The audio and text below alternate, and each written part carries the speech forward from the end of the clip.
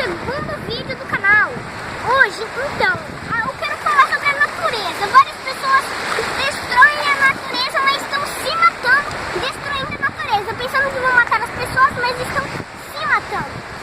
E hoje eu tô aqui de viagem na praia.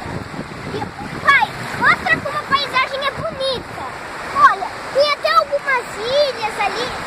Gente, pra vocês terem noção, é muito bonito. Assim, as pessoas percebem na hora que elas vê. Nossa, que bonita a natureza.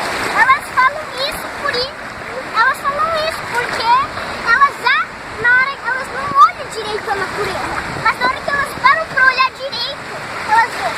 Nossa, às vezes algumas pessoas já veem a natureza bonita.